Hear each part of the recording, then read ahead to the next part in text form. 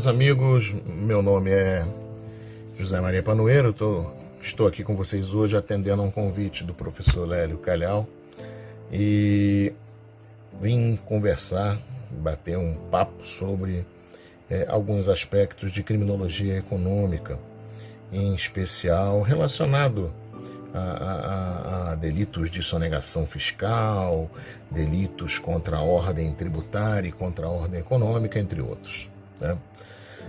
Os senhores já devem ter visto a postagem do vídeo do professor Arthur Gueiros, tratando de criminologia econômica, e agora a gente vai tentar trocar uma ideia aqui sobre aspectos mais específicos dessa criminologia econômica. Nós sabemos da existência de crimes econômicos há muito tempo, né? Desde a antiguidade que nós temos registro de crimes que poderiam ser enquadrados como crimes econômicos, como crimes dentro dessa perspectiva de atingir as atividades econômicas, fraudes em seguro, fraude em mercadorias, no Código Penal francês, a violação do tabelamento de preços. Mas desde o final do século XIX, que nós passamos a experimentar uma transformação do Estado que acaba repercutindo também na transformação do direito penal. E essa transformação vai fazer surgir para a gente todo um corpo normativo que visa tutelar algum tipo de regulação que é empreendida pelo Estado. Tentando simplificar um pouco, é inviável ao estudioso do direito penal e mais ainda do direito penal econômico que ele se proponha a uma investigação em torno de um determinado delito e o faça desconectado da realidade subjacente do direito constitucional, do direito administrativo, do direito econômico, entre outros. E por que então é importante a gente falar dessa transformação desde o final do século XIX? Porque nessa virada do século XIX para o século XX, nós estávamos vivenciando um modelo de capitalismo liberal que ganhou fôlego com a Revolução Francesa, com os ideais iluministas, com os ideais de liberdade, de agir, de empreender, de se comunicar, de negociar. Nós vínhamos com um modelo de Estado que era alicerçado nesse tipo de sociedade. Uma sociedade capitalista que surgiu como reação ao modelo feudalista anterior, que era uma negação do antigo regime, no qual as intervenções do Estado visavam beneficiar determinadas classes, as corporações de ofício, ou beneficiar determinadas castas, a nobreza, os reis, as princesas, a corte em geral. A evolução do direito constitucional expressa, na verdade, uma ressignificação de determinados bens e o surgimento de novos bens que passam a ser objeto de nosso interesse. Então, nós passamos a perceber, com a introdução de dispositivos relacionados à ordem econômica e social na Constituição, e isso vale para a Europa continental como vale para o Brasil, nós passamos a perceber uma intervenção do Estado no espaço socioeconômico que vai, mais adiante, também se traduzir numa intervenção de natureza penal. Afinal, por que o Estado intervém? O Estado intervém nesse âmbito socioeconômico para atenuar as disfunções do sistema capitalista. O sistema capitalista é pautado na ideia de que a liberdade do homem, se ela for autorizada e não forem criados entraves, em tese, a satisfação das necessidades humanas ocorrerá como um movimento natural. Então, quando você pensa em sistema econômico capitalista, porque a nossa Constituição é capitalista, basta você olhar o artigo 170 da Constituição. Ali você vê nitidamente uma ordem econômica de viés capitalista. Está lá estampado, livre iniciativa, livre concorrência, propriedade privada. Só que ela não encampa um capitalismo puro que deixa o mercado resolver tudo. Por exemplo, em tempos de pandemia, se nós vivêssemos num modelo de capitalismo puro, num Estado fora do mercado, um Estado sem preocupações sociais, simplesmente quem tivesse dinheiro que pudesse se cuidar para não morrer, lograria obter recursos necessários para o seu tratamento. Por outro lado, aqueles que não tivessem recursos seriam deixados à própria sorte para sobreviver ou não. Só que esse Estado que é construído no pós-guerra e que começou a se avizinhar no final do século XIX, esse Estado é um Estado que dá relevo a uma série de interesses de caráter coletivo. E são esses interesses que vão estar na base daquilo que hoje nós entendemos como direito penal econômico. Tomada numa acepção ampla, que parece uma acepção mais razoável, esse direito penal econômico vai cobrir dos crimes falimentares aos crimes praticados por pessoa jurídica, passando pelos crimes contra o meio ambiente, contra o mercado de capitais, contra a seguridade social e os crimes de sonegação. Então, toda essa mudança que ocorre por parte do Estado, ela tem como reflexo na esfera penal uma percepção de que existem lesões nessa nova concepção de direito que merecem também um resguardo da tutela penal. Esse conformar do direito penal, agora chamado de econômico, como um subsistema dentro do direito penal, vai provocar, na teoria do delito do direito penal, uma série de discussões. Contudo, algumas investigações de fundo são extremamente importantes para que nós estabeleçamos os limites do que é e do que não é intervenção penal econômica. É nesse âmbito, meus amigos, que nós podemos separar dois exemplos bem simples e bem direto para nossa breve reflexão. Um exemplo simples é o da elevação de preços agora no contexto dessa pandemia do Covid-19.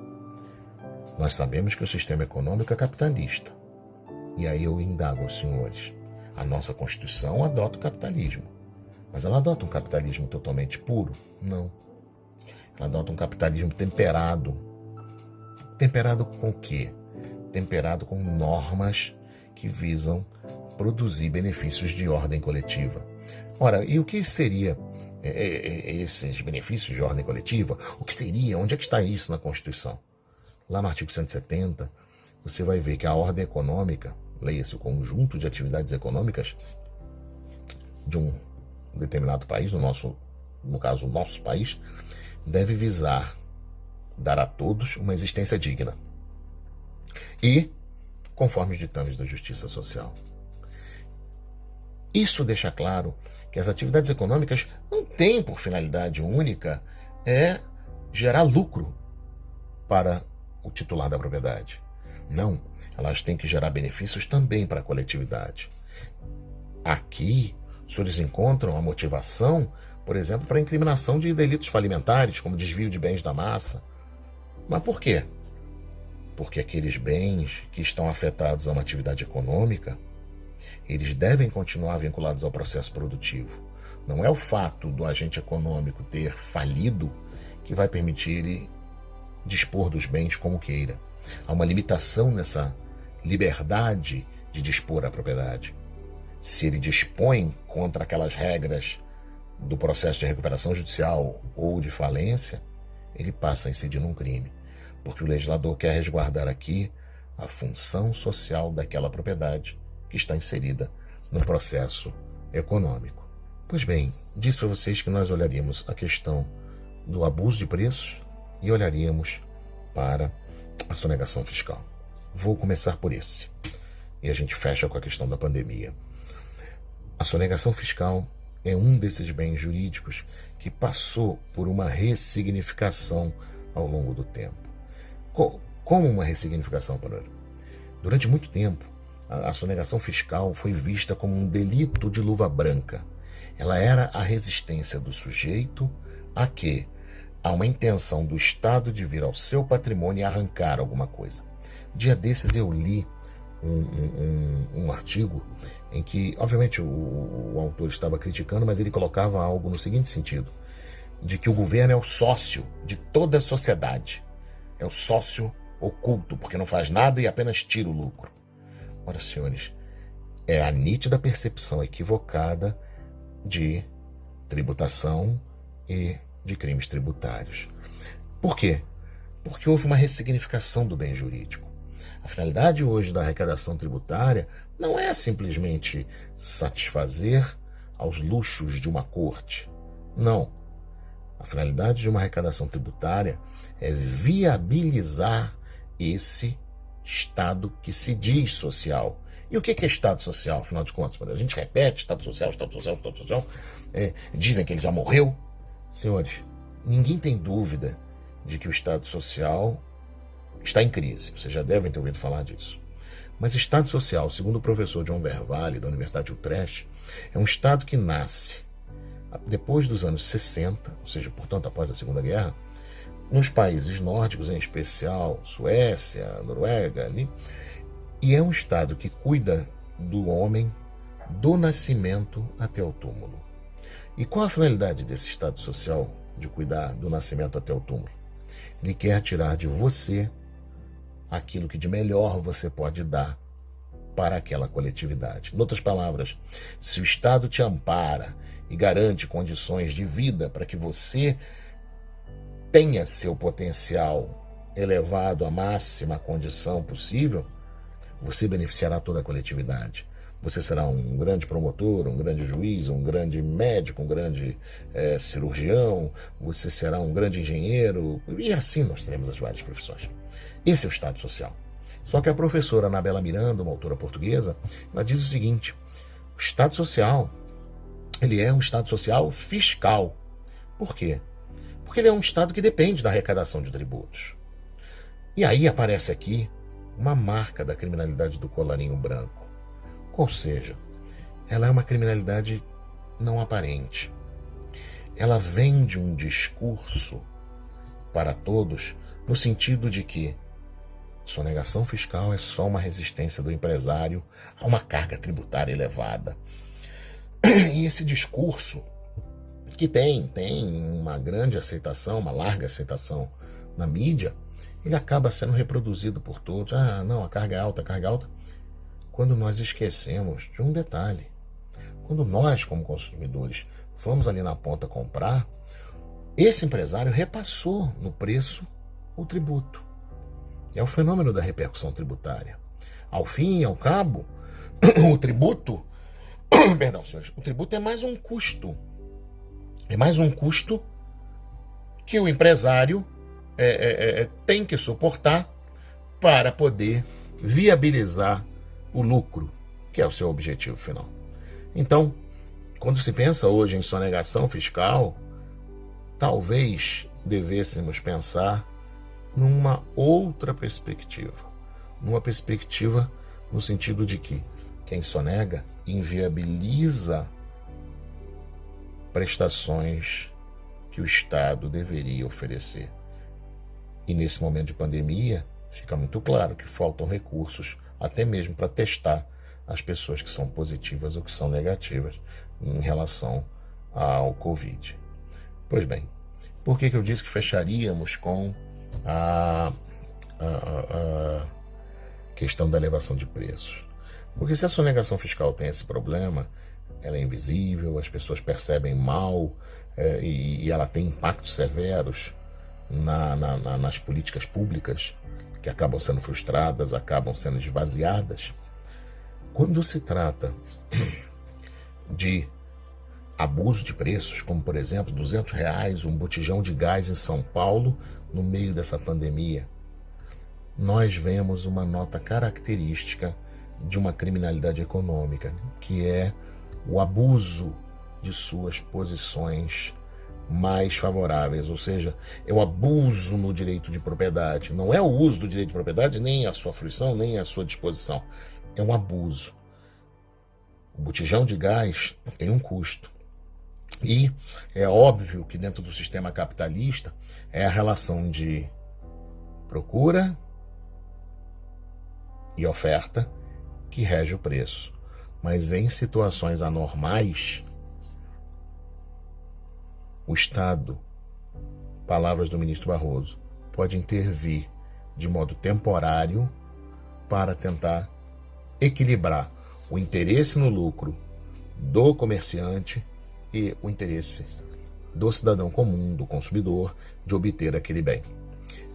Pensar a criminologia nos dias de hoje é saber o modo como a nossa sociedade se organiza, como é o sistema econômico inerente a essa sociedade e como o Estado, frente a esse modelo econômico que aí está, vai regulando as atividades econômicas de modo a produzir desenvolvimento econômico, mas resguardar interesses da coletividade no sentido de uma distribuição mais equânime das benesses do processo produtivo.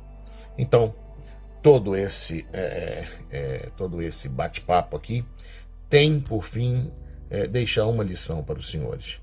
Não se pode pensar em delinquência econômica, em criminalidade econômica, em programas de compliance, o que quer que seja, sem se atentar para o fato de que vivenciamos uma experiência capitalista, a nossa sociedade é capitalista, contudo, esse capitalismo é conformado, como em qualquer outro âmbito, pela lei. Ou seja, vivemos num âmbito de liberdade com legalidade, pois, como dizia Carnelucci, sem legalidade não existe liberdade possível. Ok, meus amigos? Mais uma vez agradeço o convite do professor Lélio. Um grande abraço e até uma outra oportunidade.